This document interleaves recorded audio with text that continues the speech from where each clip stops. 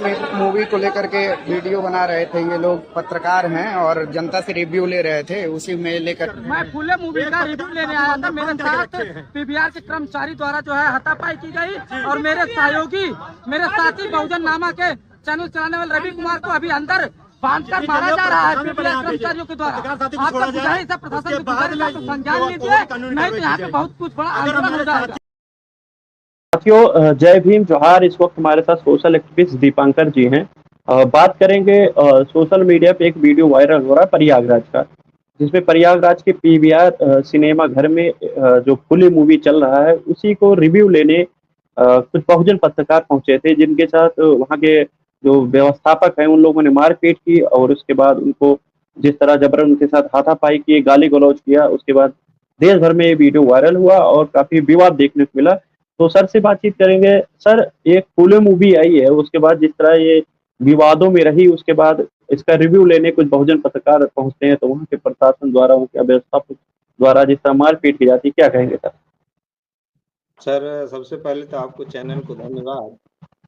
अब जैसे जो फूले मूवी आई है, एक तो जैसे बहुत बड़ी एक बात है। अभी बहुजनों में एक जागृति का जो एक वहाँ से जो सिस्टम मिलने वाला है, तो जैसे जो बहुजन के पत्रकार वहाँ गए थे, तो सबसे बड़ा चीज है कि वो रिव्यू ले रहे थे, तो किस विषय पर कैसा उनका सवाल और जवाब रहा। क्योंकि जब वो हमारी ही फिल्म चल रही थी और हमारे ही लोग लेने गए थे, तो आखिर उनके बीच में झड़प क्यों हुई? ये सवाल खड़ा होता है। तो जो सवाल खड़े होते हैं, क्या उन लोगों ने कौन सी ऐसी बात कह दी कि जिसको लेकर के उन दोनों के बीच में झड़प हो गया? क्योंकि जो अभी इतने बड़ा पूरे देश में हंगामा मचा हुआ है, तो फूले मूवी जो है कि तो उतना बड़ा तो एक रिस्क लेकर वो चल रही है फिल्म। दूसरी बात, अगर बहुजन जा रहे हैं वहाँ रिव्यू लेने, तो यानी वहाँ जो चलाने वाले लोग वो भी तो वो फूले समर्थक होंगे, तभी तो चल रही है। तो ये लोग कौन लोग थे जो रिव्यू ले रहे थे? तो रिव्यू में कौन सा ऐसा मैटर खड़ा कर दिए? अभी वो ओपनिंग नहीं हुआ है, लेकिन ऐसा हुआ है कि लोग वो ले रहे थे तो हमारा पीटी पे आ गया मामला। तो इसका मामला है कि इसका मतलब कि कुछ जो बातें अंदर अंडरग्राउंड है, उसे ओपनिंग होनी चाहिए और ऐसा नहीं होना चाहिए था जो हुआ है, मेरी समझ जी। से। सर, देखने को मिल रहा है जिस तरह मूवी आई और तमाम सिनेमा घर में तो लगे, लेकिन जो गिने चुने सिनेमा घर हैं जहां पर बहुत सारी मूवी आती हैं और कई जिलों में कई सिनेमा घर होते हैं, सब जगह वो मूवी लगती है। लेकिन ये जो मूवी आई है, ये कुछ क्या गिने चुने एक एक में, किसी जिले में एक में लगा है, कहीं जिले में लगा भी नहीं है। यहाँ तक मैं भी इस मूवी को देखने पहुंचा, तो मैं आपको बता देना चाहता हूँ, वहां पे मैंने जो देखा कि उस मूवी का कहीं भी आप मुझे जो है बैनर देखने को नहीं मिला, कि तमाम मूवियों के बैनर लगे हुए थे। इतना खौफ है इस मूवी का कि तमाम बैनर लगे हुए थे, और लेकिन फुले साहब की जो मूवी है उसका बैनर कहीं देखने को मिला। क्या कहेंगे? अब जैसे इसी को कहते हैं, जैसे कि जो डरे हुए लोग हैं, तो वो डरे हुए लोग हैं जो अपनी जो व्यवस्था हमारी है, वो व्यवस्था हमारी नहीं है, ये दुश्मनों की व्यवस्था है। और उस व्यवस्था में अगर इतना बड़ा काम हो रहा है, तो बैनर कहाँ से लगेगा? वो तो किसी तरह से वो चला ले, उतना ही बड़ी चीज है। हाँ, उसमें जो है SC ST OBC के लोग, अगर वो सारे लोग एकजुट होते, तो जो आपकी आशा है कि बैनर ही नहीं, वो हर चौक चौराहों पर उसका पोस्टर बैनर दिखाई देता। लेकिन कब? जब वो बहुजनों की ताकत होती तब। आज बहुजनों की ताकत लेकर ही दुश्मन जो है हमारी ताकत खत्म कर रहा है। ये इसलिए हमारे लोगों की ताकत नहीं बन पा रही। वो इसीलिए वो डरे हुए लोग हैं, वो तो पैसे की लालच में लोग लगाकर चला रहे हैं, वो बड़ी चीज। लेकिन वो उनको भी डर है कि कहीं हमारे लोग ही ना हमारे ऊपर हमला कर दें।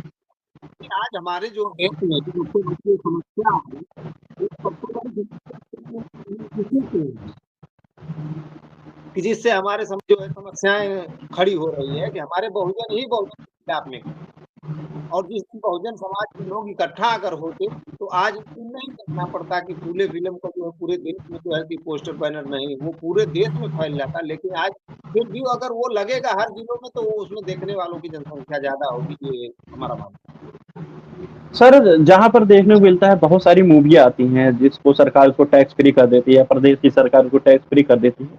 ये मूवी जो कि सामाजिक जागृति, जो ज्योतिबा फुले ने जो अपनी जिंदगानी में जो उनके इतिहास काल में जो घटनाएं घटी, उसी घटना पे आधारित है। बहुत सारे उत्पीड़न झेले, बहुत सारी जातीय दंश झेला। तो सरकार को इस मूवी पे टैक्स फ्री कर देना चाहिए था, लेकिन ऐसा कुछ दिखते हुए नहीं नजर आया, बल्कि विवादों में घिरा रहा। सेंसर बोर्ड ने तमाम इसकी क्लिप काट दी है। क्या कहेंगे? अब टैक्स फ्री का मामला है होता, तो जो भाजपा और जो आरएसएस की जो सरकार भारत के अंदर में है, जो लोकतंत्र की जो लोग बात करते हैं, तो अगर उन्होंने जो लड़ाई लड़ा, ज्योतिबा फूले और सावित्रीबाई फूले ने, वो समाज में समता, स्वतंत्रता, न्याय, बंधुता से आधारित उन्होंने लड़ाई लड़ा कि सभी मानव मानव एक समान है। लेकिन जो आज की लोकतंत्र में लोग जो हैं, वो नहीं चाहते हैं कि लोकतंत्र में जो है कि समता की बात, समता एक बराबरी की बात हो।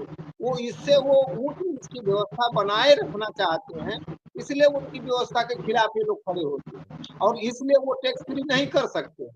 अभी उसमें दूसरी कोई फिल्म, अभी जैसे इसके पहले बहुत सारी फिल्म कश्मीर फाइल्स और बहुत ऐसी फिल्म आई हैं जिसमें टैक्स फ्री किया गया। जो टैक्स फ्री वो कौन सी फिल्म जो उनके हित कर है वो उसकी फिल्मों का टैक्स फ्री करते हैं, न कि हमारी फिल्मों का। उनको पता है अभी इसके पहले वो सेंसर बोर्ड ने क्या क्या, अभी बहुत सारे लोगों ने विरोध, ब्राह्मणों ने विरोध किया आकर के चौक चौराहों पर की फूले फिल्म जो है। अरे भाई, उन्होंने समाज में ऊंच नीच की खाई खत्म करने के लिए उन्होंने जो व्यवस्था बनाई, और ये लोग ऊंच नीच की व्यवस्था बनाने के लिए चौक चौराहों पर लोग धरना प्रदर्शन कर रहे हैं। उसमें कोई गलत चीज नहीं है।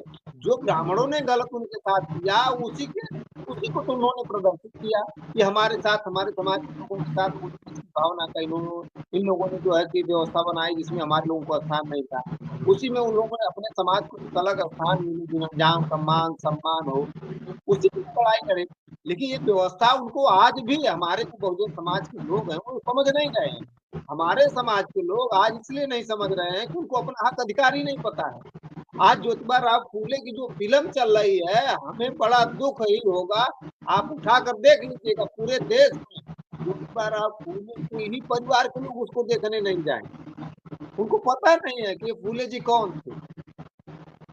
ये बड़े दुख की बात है। उनको पता ही नहीं कि हमारा महापुरुष इतना बड़ा, इतने पूरे देश का प्रसिद्ध हुए, लेकिन उनको नहीं पता है कि हमारा क्या बड़ा।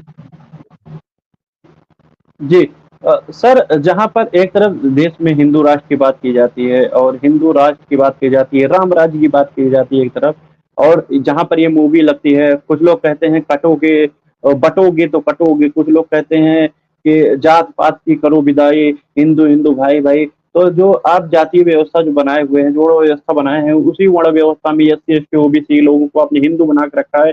लेकिन उन्हीं के समाज के कुछ मूवी आती है, आप विरोध करते हैं। उन्हीं के समाज के कुछ पत्रकार जब जाते हैं मूवी की रिव्यू करने, तो उन्हीं के साथ आप मारपीट करते हैं।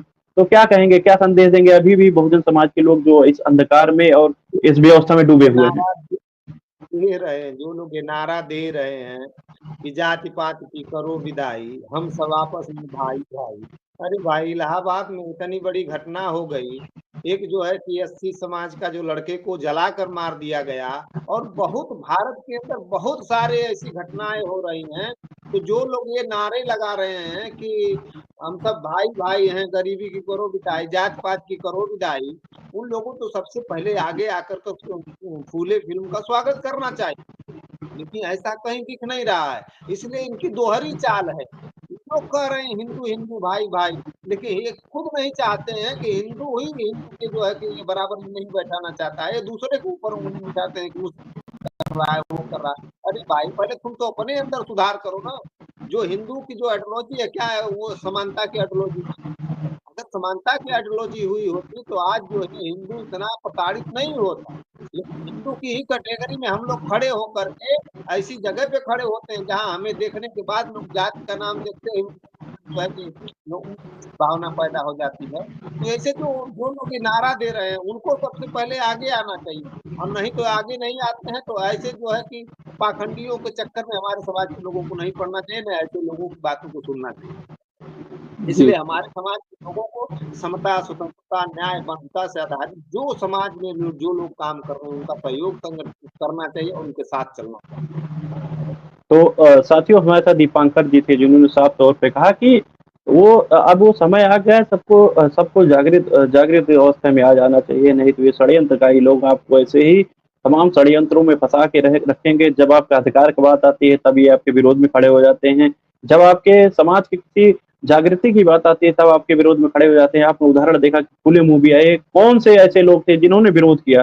कोई मुसलमान आके सड़क पे विरोध नहीं किया कि फुले मूवी नहीं लगनी चाहिए।